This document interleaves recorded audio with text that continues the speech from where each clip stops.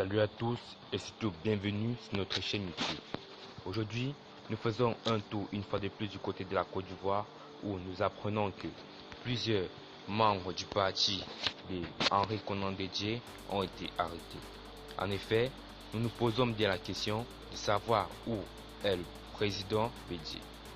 Depuis ce midi, la toile ivoirienne était envahie par des vidéos dans lesquelles on voyait des policiers se disperser des personnes regroupées devant la résidence du président du PDCI, Henri Konan Bédié. Depuis des rumeurs sur les réseaux sociaux qui font état de ce qu'il aurait été mis aux arrestations par la police ivoirienne.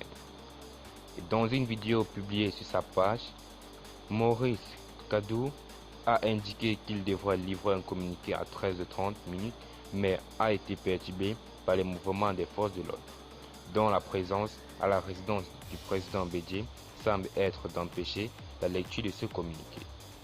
Le président Bédié a été désigné hier comme président du Conseil national de transition, organe mis en place par l'opposition qui dit ne pas reconnaître l'élection présidentielle qui s'est déroulée le 31 octobre 2020 en Côte d'Ivoire.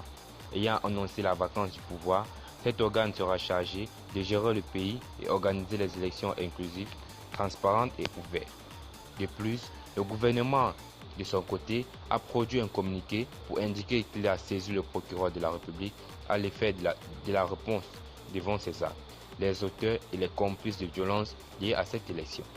Cette information de l'arrestation du président Bédié n'est pas confirmée, mais cependant, sur le compte Twitter du parti septuagénaire, on apprend que celle de Maurice, secrétaire exécutif du PDCI, et Narcisse, directeur du cabinet de Henri Konan Bédié, et plusieurs autres personnes ont été arrêtées.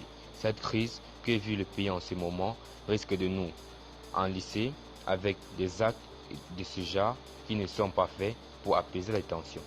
Vivement qu'une solution pacifique et négociée soit trouvée à ce qui vit actuellement notre pays. Nous espérons que la situation doit se calmer et que tout doit retourner dans l'ordre. Alors, pour ne rien rater de tout ce qui se passe en Côte d'Ivoire, n'hésitez pas à vous abonner. À plus et à la prochaine.